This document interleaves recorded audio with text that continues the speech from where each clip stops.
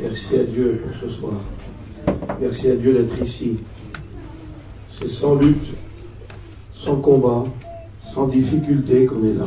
Beaucoup de souffrances, beaucoup de combats, beaucoup de complications. C'est pas facile de prêcher, vous savez. C'est pas de tout repos, hein.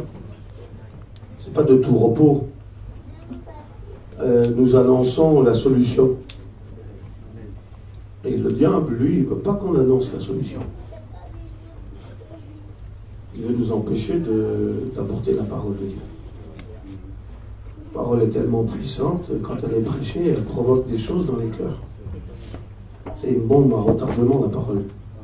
C'est une bombe de plusieurs mégatonnes qui explose.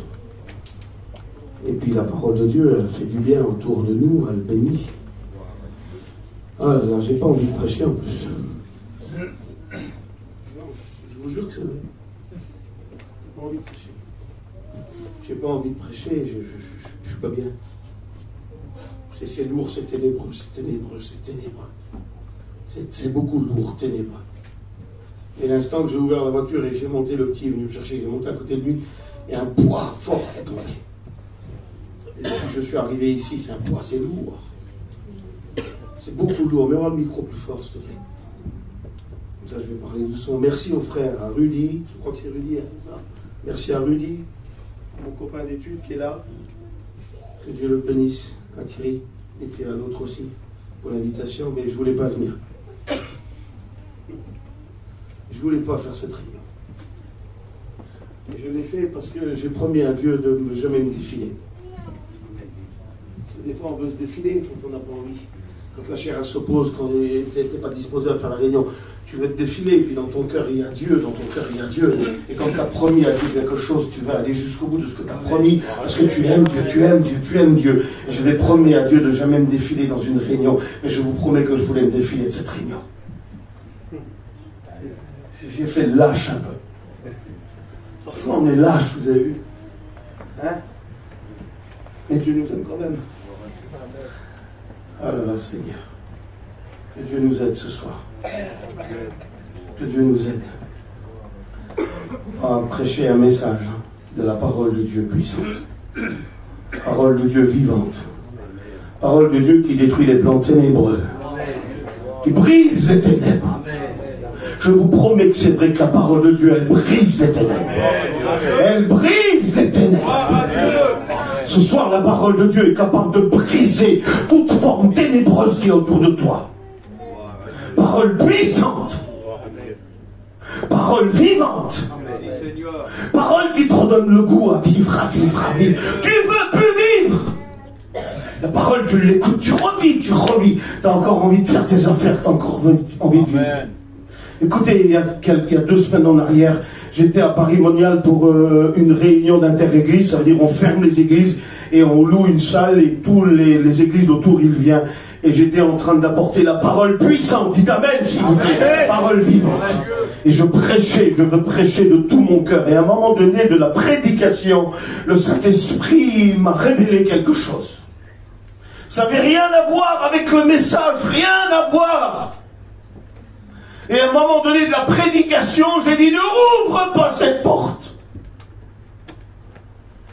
Je ne savais pas ce que j'étais en train de dire, c'était Dieu qui connaissait les profondeurs d'un cœur et qui révélait en même temps pour détruire les plans du diable.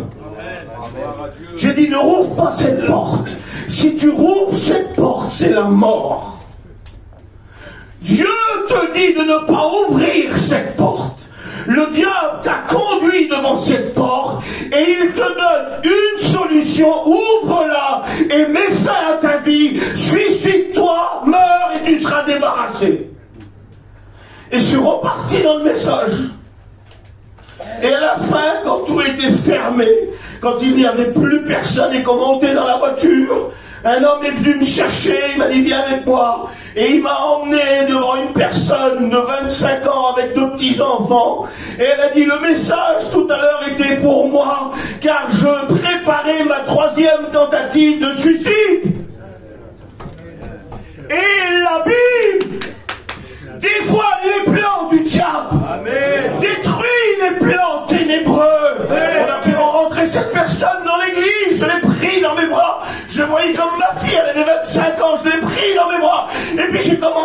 serrer fort et à prier Dieu. Et toutes les angoisses partaient d'elle. Amen. Parce que nous prêchons la Bible, c'est vivant la Bible. C'est un livre vivant.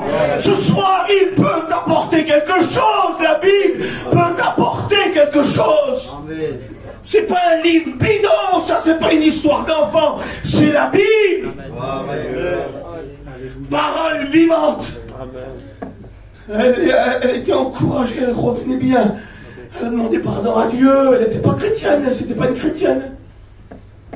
Le diable l'avait emmenée dans une impasse. Mais Dieu rouvre des chemins dans les impasses. Dieu, ce soir, veut ouvrir un chemin pour ta vie compliquée. Tu es rentré là, ton cerveau, il est compliqué. C'est compliqué en toi. Si tu serais comme c'est compliqué dans ta vie. Tu joues le beau, mais tu n'es pas beau intérieur. Tu joues quelque chose que tu montres aux autres. Tu montres une façade, un rideau.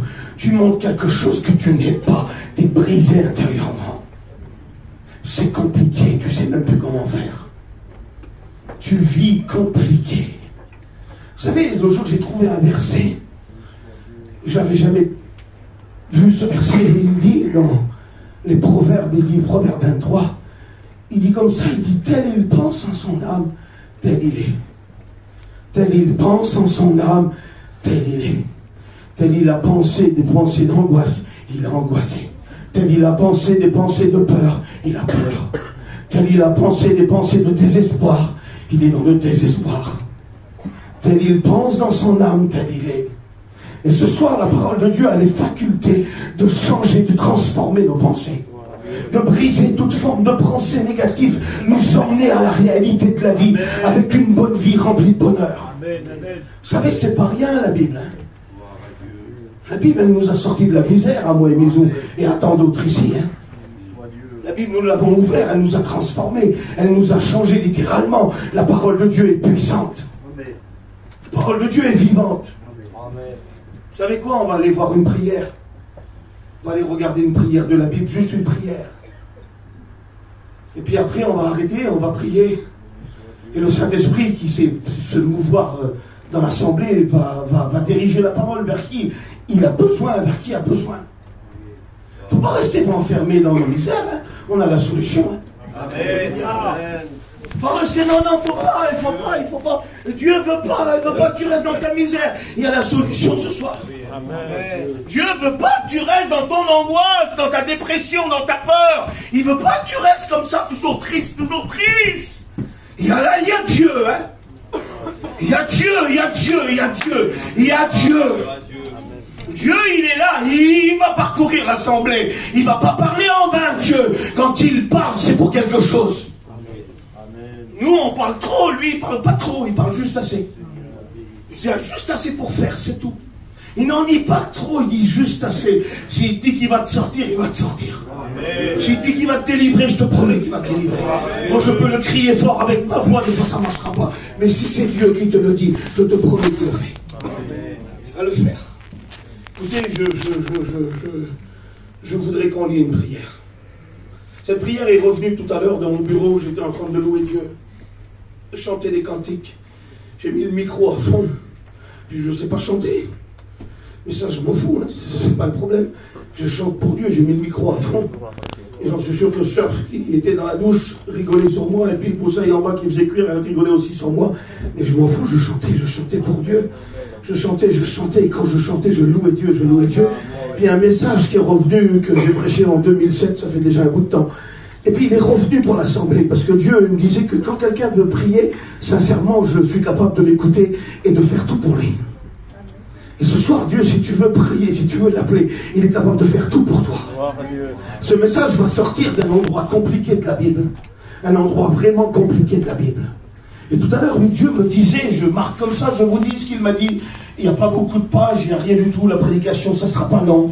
On ne va pas essayer de faire du théâtre ou du cinéma. On va dire ce qu'il y a à dire, on va arrêter après. On ne va pas essayer de créer une ambiance ou de faire semblant qu'il y a le Saint-Esprit, et puis des fois il n'est pas là. Quand il est là, gardez-le, mais laissons Dieu parler surtout. La parole de Dieu se suffit à elle-même. On ne chantera pas après, on ne fera pas de cantique après, on ne fera rien. On va laisser la parole de Dieu puissante parcourir les cœurs. Hein, puis donner de l'espoir, donner de la foi. La parole de Dieu donne de la foi. Quand tu l'écoutes, à créer en toi de la foi.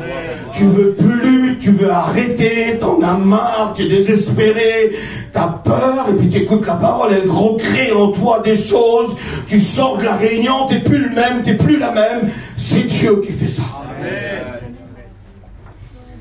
Écoutez, peut-être que tu es dans un monde compliqué, un foyer compliqué, une famille compliquée, dans une situation compliquée, un milieu compliqué. Et puis dans toutes ces choses compliquées, dans ce que tu es en train de vivre, ce qui est compliqué pour toi, une prière peut tout changer en une prière. Amen. Hier, avant-hier, j'étais en train de parler avec un drogué notoire. Mais notoire de ce notoire. Je l'ai vu dans un cimetière. Et il m'a dit, quand tu passes 5 minutes avec Jésus, tout peut changer. Amen. Il dit, quand il est rentré chez moi, ton cousin l'aîné, j'étais dans la drogue jusqu'au cou et je ne pouvais plus m'en sortir. 5 minutes après, j'étais béni, baptisé du Saint-Esprit et délivré de tout. Amen. Une prière. Et là, cette année, il est devenu diacre d'une église. Et cette année, il va à l'école biblique. Une prière. Rendez-vous compte, une prière adressée à Dieu. Et nous allons voir une prière de la Bible.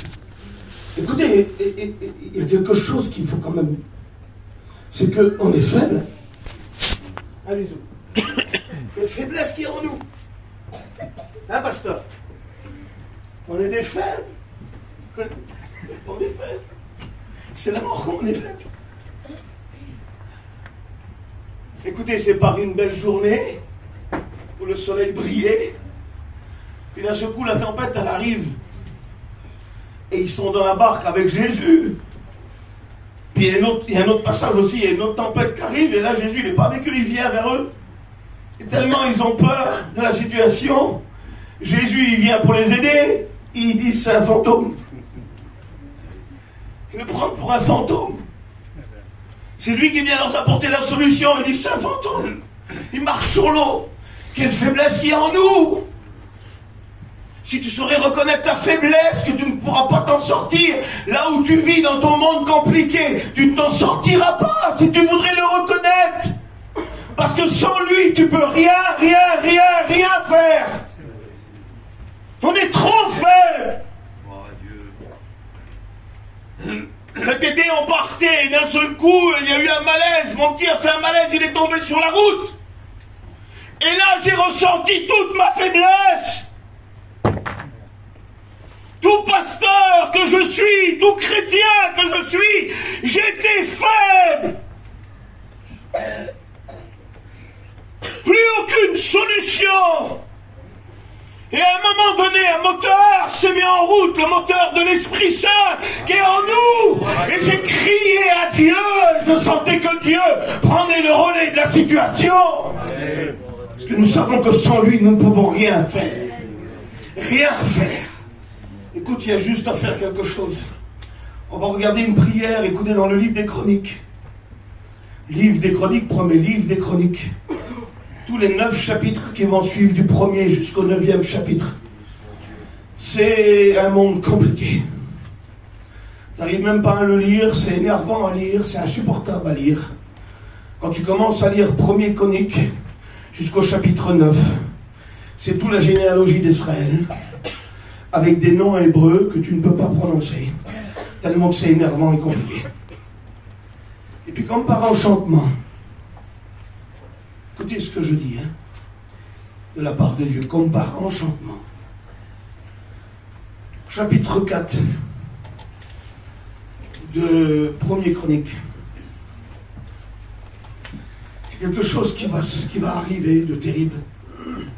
Je ne sais pas pourquoi qu'il se passe ça. Parce que quand tu prends le démarrage de Chronique, chapitre 1, c'est insupportable. Je dis comme ça, hein, Seigneur, pardonne-moi. 2, c'est insupportable. Chapitre 3, c'est insupportable. Tu ne peux même pas le lire. Moi, je passe tous les noms. Tu ne peux pas le lire, c'est impossible. C'est tous des noms compliqués. Je ne peux même pas les lire. Je ne saurais même pas les prononcer. Et puis après, au chapitre 4, il y a quelque chose il y a une porte qui va s'ouvrir. Parce que 4 en hébreu, c'est Dalet. Ça veut dire porte. Et on dirait que Dieu va ouvrir une porte.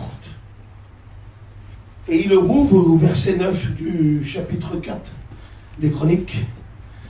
Et 9 en hébreu, c'est tesh, c'est changement. C'est bizarre. Écoutez, c'est bizarre à fond. Je vais être simple, peut-être encore plus simple que je suis. Mais c'est compliqué. Et puis à un moment donné, tu sens que Dieu, dans le chapitre 4, rouvre une porte. Parce que 4, c'est porte. Dans ta vie compliquée, dans ton foyer compliqué, dans ce que tu es en train de vivre qui est compliqué, Dieu ce soir, à travers la prédication, dans ta complication de ta vie, est en train de rouvrir une porte. Amen.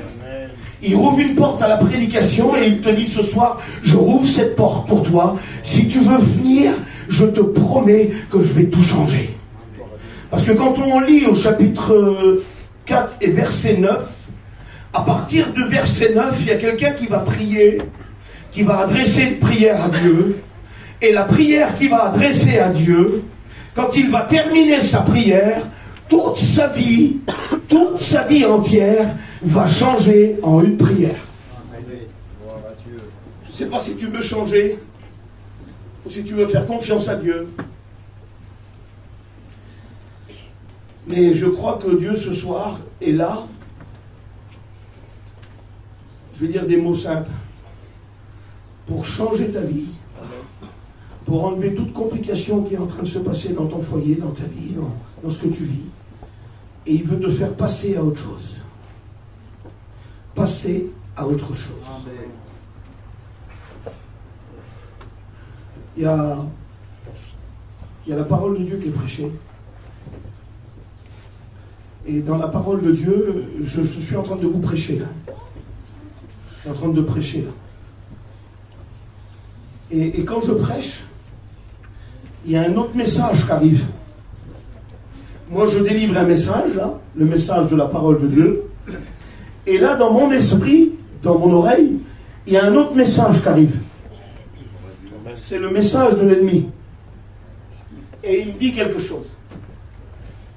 Et je voudrais le dire pour le dévoiler. Tu sais ce qu'il me dit? Il me dit que ce message, tout de suite, ne sert à rien. Parce que dans une réunion, il y a deux messages. Il y a le message de Dieu qui te pousse à l'espérance et à l'espoir. Et tu as le message de l'ennemi qui te dit prends le pas, ça ne servira à rien, tu ne changeras pas. Mais la parole de Dieu est plus forte que la voix de l'ennemi. Et dans la parole de Dieu, elle vit. La parole de Dieu, elle ne vit pas. C'est une parole de mensonge, c'est un menteur. C'est un véritable menteur. Lui, il n'a qu'une seule envie, c'est que tu restes comme tu es, que tu ne changes pas surtout. Et Dieu a une seule vie, c'est que tu viennes à lui parce qu'il est en train de t'ouvrir une porte ce soir pour changer ta vie. Écoutez, cette prière-là va sortir par enchantement. Parce que juste après la prière, on recommence la généalogie jusqu'au chapitre 9 des Chroniques.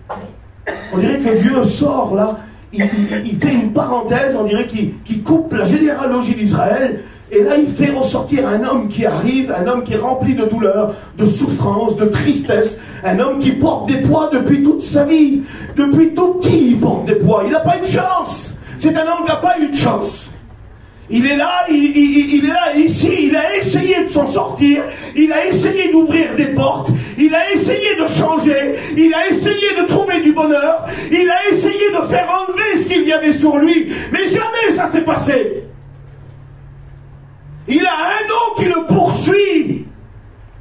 Je ne sais pas ce qui te poursuit. Je ne sais pas ce qui court derrière toi, qui te fait honte. Je ne sais pas ce que tu as fait, que tu en as honte, que tu es détruit intérieurement. Lui, il porte un nom qui le suit depuis tout petit. Écoutez, cet homme-là n'a pas de père, il est élevé par la mère. Et puis quand il vient au monde, sa maman, elle ne choisit pas le plus beau nom. Elle va mettre le malheur sur lui. Toute sa vie, il va porter le malheur. Elle lui donne un nom qui va traîner toute sa vie, toute sa vie. Il essaye de se débarrasser de ce qu'il vit, mais jamais ça a arrivé. Puis c'est bizarre comme nom, elle a porté le malheur sur lui. Elle lui donne le nom qui signifie douleur, peine, tristesse, angoisse. Il est le représentant de la souffrance, lui. Il représente le mépris du foyer. Il représente la douleur. Puis à un moment donné de sa vie, au chapitre 4 et au verset 9, parce que le verset 9, c'est un changement. Et Dieu veut changer quelque chose en toi. Gloire à Dieu. Dieu veut changer quelque chose en toi ce soir. D'un seul coup, il va prier. Puis on va faire la prière. On va regarder. Écoutez, tout à l'heure j'ai marqué ça. Et ça me paraît important de le dire. Dieu ouvre des portes pour un changement. Et puis j'ai mis ici douleur va prier. Regardez le nom qu'il a, douleur. Il s'appelle douleur, souffrance. Et puis il va se mettre à prier. Et puis dans sa souffrance, il prie Dieu. Dans sa douleur, il prie Dieu. Dans le rejet, il prie Dieu. Dans la honte, il va s'adresser à Dieu. Et puis tout à l'heure, j'ai marqué, comment tu t'appelles toi ce soir? Moi, je m'appelle Donald. Il y a Choco qui est là. Il y a des frères, il y a Elvis qui est là. Il y a Mizou, il y a les anciens. On a des noms. On a des noms de famille. Mais toi, au-delà de ton nom et de ton prénom, comment tu t'appelles? Quel est l'état de ta vie? Comment tu t'appelles ce soir? T'es venu là avec quoi? Tu peux t'appeler angoisse. Lui, il s'appelle douleur, souffrance. Toi, t'es venu là ce soir, tu peux t'appeler exomile. Exomile. Il y en a d'exomile, hein? Il y en a qui n'en prennent pour dormir, l'exomile. L'exomile du diable. C'est le cachet du diable. Ben oui, parce que lui, il te fait croire. Vous savez, écoutez, dans Galates, c'est marqué comme ça. C'est marqué que Dieu est en horreur, la magie, la divination et tout ça. Et vous savez ce qu'il veut dire en hébreu, en grec, le mot magie? C'est le mot, écoutez, hein, le mot magie, en grec, c'est pharmakia, qui en a sorti pharmacie. Et puis quand tu prends ton petit cachet, c'est un peu de magie. Tu crois que tu vas être bien, mais t'es pas bien, t'es rentré ici avec le nom angoisse. Dépression. Vous savez qu'il y a des chrétiens qui font de la dépression. Tu les crois bien, tu les crois bien, tu les crois heureux, toi tu les crois heureux. On fait la réunion, on la fait pas. Hein. On est attaqué ou on n'est pas attaqué, hein. On va combattre le diable. Hein. On laisse le Saint-Esprit parler comme il veut. C'est à lui la réunion, c'est bien à lui la réunion là, non? C'est bien à lui, Choco, c'est à qui la réunion là? C'est à Dieu, c'est à Jésus la réunion. Hein? Eh ben, c'est à lui la réunion, il fait ce qu'il veut. Il fait bien ce qu'il veut, Dieu il parle à qui il veut. Vous êtes ici avec des foulards trop beaux. Vous êtes ici avec des cantiques trop beaux. Vous êtes ici avec des larmes. Et puis le soir, vous pourrez être cachés. Mais c'est quoi de ça? C'est des manipulations ténébreuses qu'il y a sur vous. Le diable vous fait un peu de magie. Un peu de magie dans le cerveau. Prends ça, tu seras mieux. Savez-vous ce que c'est un placebo? C'est un cachet que tu donnes avec rien dedans. Et prends le cachet, un placebo, s'il n'y a rien, il n'y a aucun traitement, il n'y a rien du tout dans le cachet. Et tu donnes à la personne, tu lui dis tiens c'est un exomile, mais c'est un placebo, il n'y a rien. Et elle croit qu'elle a pris son petit cachet, elle va être bien. C'est imaginaire. Psaume 91, il dit tu marcheras sur le lion, amen. Tu fouleras à pied le lionceau, et puis le dragon. Le dragon c'est imaginaire, ça n'existe pas. Vous avez déjà vu un dragon qui crache des flammes? Ça n'existe pas. Ça n'a jamais existé, c'est imaginaire. Mais un petit cachet, la pharmacia de ce monde-là, la pharmacia du diable, la pharmacie du diable, te fait croire, te fait imaginer que tu es malade, mais tu n'es pas malade. Il faut juste venir vers Dieu pour que tu libères. Parce que tu t'appelles angoisse, tu t'appelles dépression, tu t'appelles peine, souffrance, douleur, tu t'appelles tristesse. Alors voilà ton nom, viens avec ton nom surtout. Ne mets pas le nom de chrétien si tu portes de l'angoisse. Écoute, s'il te plaît. La prédication est en train de faire son... Amen. Dieu est en train de faire sa petite recette là. Amen. Dieu est en train de faire son petit manger. Il est en train de faire sa recette pour chacun d'entre nous. Là, il est en train de faire son ordonnance. L'ordonnance, c'est la Bible. Il est en train de faire sa petite ordonnance pour que tu sois soigné ce soir. Amen. Parce que Dieu, lui, il a vu la manigance du diable. Il a vu la manigance de ton foyer. Il a vu ce que tu es en train de vivre. Il a vu ce que tu es en train de porter. Il a vu tes fardeaux. Il veut pas que tu repars avec. Il veut que ça soit déposé à ses pieds. Mais pour déposer à ses pieds ça, il faut avoir beaucoup de courage. Faut pas jouer rien, faut pas jouer le béni et tu n'es pas. Si tu bénis, joue le béni, c'est bien si tu es béni. Mais si tu n'es pas béni et que tu joues le béni, alors là mon pote, tu traîneras tes fardeaux jusqu'à ta mort. Alors que ce soir, Dieu peut tout briser. Il s'appelle douleur, il s'appelle tristesse, il s'appelle souffrance. Dans les lieux où il va, dès qu'il ouvre une porte, souffrance, douleur, angoisse. Il en a marre de ce nom. Il ne peut plus le porter, ce nom. Tu peux encore porter ce que tu vis ce soir. Tu peux encore porter le poids du foyer qui est en train de t'écraser. Est-ce que tu peux encore le porter, ce poids-là? Et toi, tu crois que tu es fort, mais tu es en train de sombrer. Tu sombres jour après jour. Alors Dieu te demande de le déposer ce soir. Amen.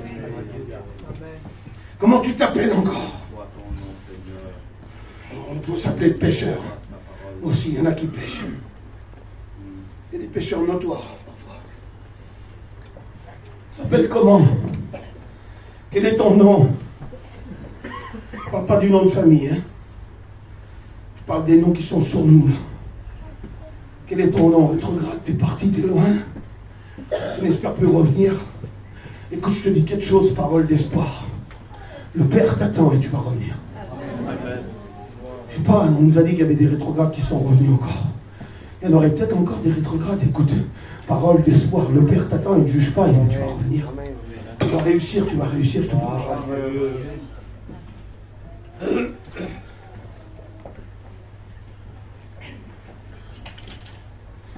Je vais dire quand même, je l'ai marqué, hein, Rudy, il faut que je le dise, mon Rudy. J'ai marqué quelque chose là, mais ça vient du Saint-Esprit, il faut que je le dise. Amen. Parce qu'il faut que les plans du diable soient sur nos pieds. Nous, on est ensemble, quand tu prêches, quand lui prêche, je prêche avec lui. Quand lui il prêche, j'ai écouté 2 fois prêcher, je prêche avec lui. Et moi, je suis avec les participants de la prédication, on est ensemble. On est tous ensemble, on veut la bénédiction. On ne fait pas de concours de prêchage ce soir. On n'est pas là pour faire des concours, on s'en fout de tout ça, c'est dépassé tout ça. Il y a un grand ennemi qui est devant nous, lui il rigole pas. Hein. Il rigole pas, il ne faut pas se manger entre nous les uns les autres. Hein. C'est lui qu'il faut manger. C'est lui qu'il faut détruire. Qu'on soit une armée tous ensemble, on ne fait pas des concours de prédication. Si je prêche mal ce soir, tant mieux, je veux prêcher encore plus mal de ce que je prêche. Comme ça, là, ça sera plus simple. Et plus elle est simple, plus elle est puissante, la prédication. Écoutez, comment tu t'appelles? Tu t'appelles suicide?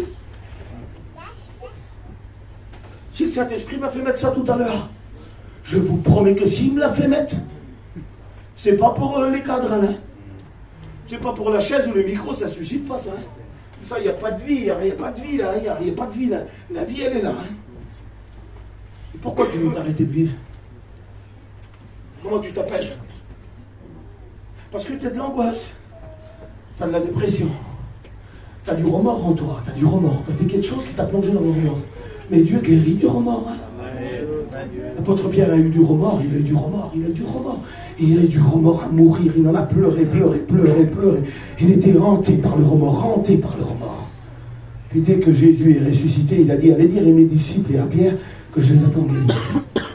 Et Pierre s'est amené en Galilée avec tout son remords, son regret, sa tristesse, son reniement. Puis Dieu l'a restauré. Écoute, il ne faut pas que tu te suicides. Il ne faut pas que tu te suicides. C'est une porte à ne pas ouvrir. Je ne sais pas pourquoi que le Saint-Esprit dit ça ce soir, mais c'est une porte à jamais ouvrir. C'est une porte du mensonge. C'est une porte où tu vas ouvrir et tu ne pourras plus la refermer. Tu l'ouvriras pour l'éternité. Et ceux qui vont t'accompagner pour t'emmener au-delà, c'est des démons. Ne rouvre pas cette porte, je t'en supplie. Tu sais ce que tu vas faire? Dans la masse, peut-être tout à l'heure, dans la masse. Pas le montrer, ou si tu veux parler à Thierry ou à Rudy, viens. Et dans la masse tout à l'heure, tu vas donner à Dieu ce problème qu'il y a sur ton cœur. Amen. Alléluia. Béni soit l'Éternel. Je suis terminé. J'ai fini. Je vais juste lire la prière. Et j'ai fini. J'ai fini. 4, 9. 4, 9. J'aime Jésus parce que tout est ordonné. 4, 9. Compliqué, 1 compliqué, 2 compliqué, 3 compliqué, des compliqués, ta vie est compliquée. Jusqu'à ce jour-là, tu es compliqué, compliqué, jusqu'à temps que tu rentres ici. Quand tu rentres ici, avec Dieu, tout ce qui est compliqué devient simple. Avec Dieu, tout ce qui est angoisse devient paix. Avec Dieu, tout ce qui est mal-être devient bien-être. Avec Dieu, tout ce qui est peur devient joie. Avec Dieu, tout change. C'était compliqué hier, cet après-midi, c'était compliqué. C'est lourd ce que tu es en train de vivre. 4, 9, il ouvre une porte pour toi. La porte que tu as ouverte, c'est lui qui l'a ouverte pour toi. Là, tu es chez Dieu. Et maintenant, il dit, si tu veux prier, me demander, je fais un changement. Je lis la prière. Douleur s'est mis à prier. Et Douleur a invoqué le Dieu d'Israël. Il s'appelle Jabé, mais son nom signifie douleur.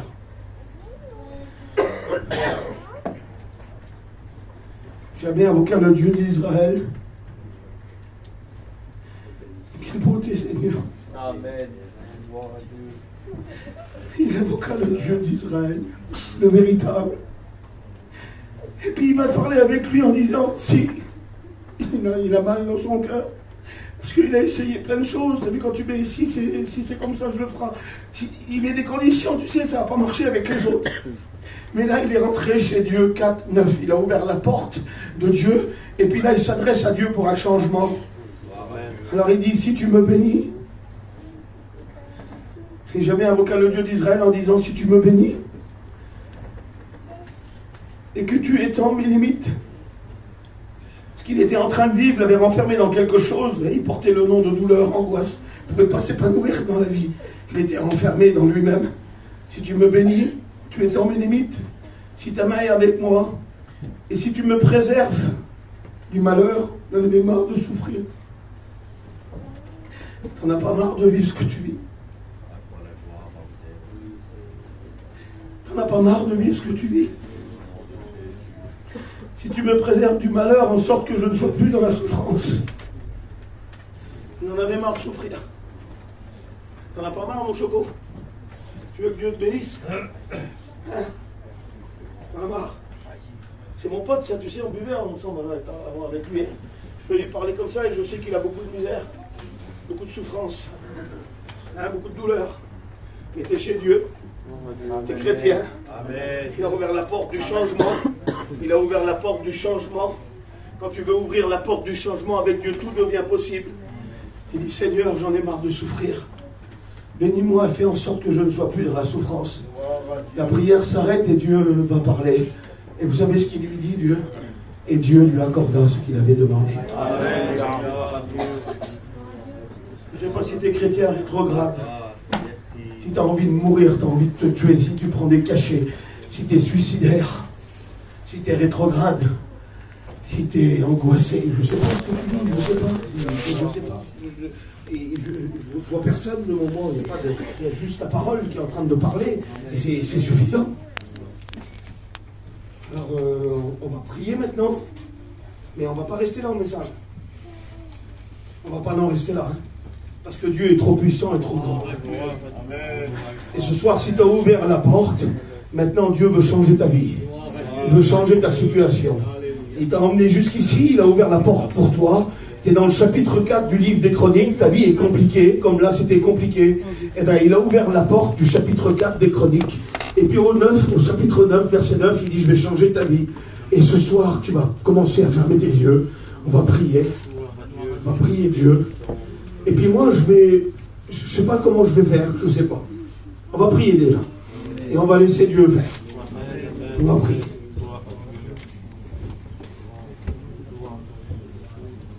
faut juste avec Dieu être vrai, sincère. Si tu portes des fardeaux et que c'est lourd, combien de fardeaux qu'on porte et que c'est lourd. La Bible a dit qu'en ce jour, je vais ôter les fardeaux qui est sur tes épaules et les jougs qui est sur ton cou. Et la Bible dit que l'onction brise les jougs. Ce soir, je crois que la parole de Dieu est capable de briser les jougs du diable. Les tours de magie qui te fait le diable, les tours de magie, les tours de passe-passe, parce que c'est un menteur. C'est un menteur, il ment, il ment, il ment. Il est le père du mensonge. Voilà, c'est le père du mensonge. Le mensonge a un père, il s'appelle Satan, et il te fait miroiter des choses, il te fait croire des choses. Mais ce soir, Dieu te dit la vérité. Je vais changer ta situation. Je vais changer ce que tu es en train de vivre de compliqué. Mais il faut lui faire confiance à Dieu. Alors on va prier, s'il vous plaît, on va prier. On va prier Dieu. Fermez vos yeux.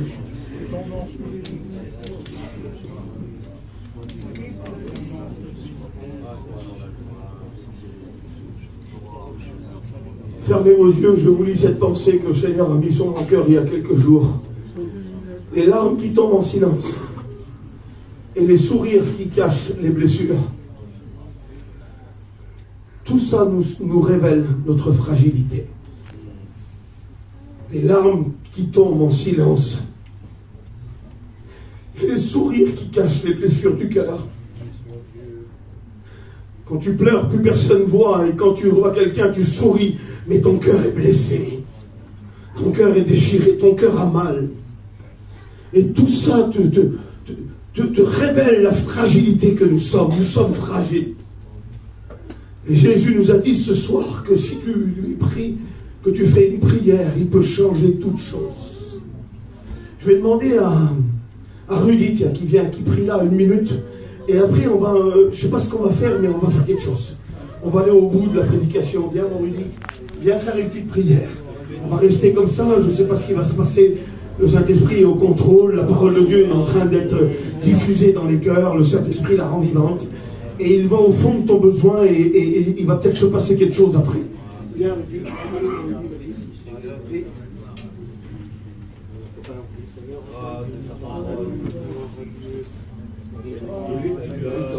Touché dans mon cœur par le message. Parce que je crois, j'ai confiance dans le message de Dieu. Et je sais que Dieu a parlé à des cœurs, a parlé à nos cœurs. Et on pourrait dire ça ce soir, Seigneur, c'est pas possible. C'est pas possible qu'il y ait quelqu'un qui veut se tuer ce soir. C'est pas possible qu'il y ait quelqu'un qui pense au suicide. C'est pas possible qu'une jeune fille, qu'un jeune garçon, qu'un jeune père de famille, une jeune mère de famille, dans le secret, personne ne le sait. Et ça fait des mois, des semaines, des années que le diable lui parle à son cœur. Et bien elle est sur le point de se faire du mal parce qu'elle n'en peut plus. On ne va pas permettre ça, Jésus ne va pas le permettre. Le Saint-Esprit, il travaille avec l'Église. Il travaille avec ses serviteurs. Le Saint-Esprit dévoile, il console. La parole de Dieu, elle engendre une consolation profonde. Elle engendre de la foi, elle engendre de l'espérance. Elle met du calme. La parole de Dieu, elle met du calme dans ton cœur. Elle engendre de la confiance en Dieu. Et le message du diable, il est cassé, il est brisé. Ah, que Dieu est merveilleux, Seigneur. Comment ceux qui ne sont pas concernés ne pourraient pas se sentir concernés ce soir? Est-ce que notre cœur est dur au point de ne plus être touché par la souffrance d'un frère, d'une sœur, d'un jeune garçon, d'une jeune fille, qui pourrait se faire du mal à tout moment? Parce qu'on l'a vu dans nos familles autour de nous, parce qu'on l'a déjà vu autour de nous, des gens qui semblaient bien, et en une seconde, vous avez vu, ils passent derrière un camping et puis c'est fini. On les voit rentrer dans un petit camping, là, et puis d'un seul coup, c'est terminé. On ne peut plus ouvrir la porte. Il est vaincu dans le nom de Jésus, il est écrasé. De mon Dieu qu'il est écrasé ce soir. Il est vaincu, j'en suis réjoui dans mon cœur de ce que ce message-là de l'ennemi, il casse ce soir au nom de Jésus, il brise, il casse. Il faut qu'il tombe dans le nom de Jésus, il faut qu'il tombe. c'est pas de la persuasion, c'est pas de l'autoconviction, c'est le Saint-Esprit, c'est la parole de Dieu. Il l'a mis sur le cœur de Donald, il a inspiré le serviteur de Dieu, il a dévoilé ton cœur, ta vie pour te dire qu'il t'aimait, qu'il était avec toi et que ça se fera pas.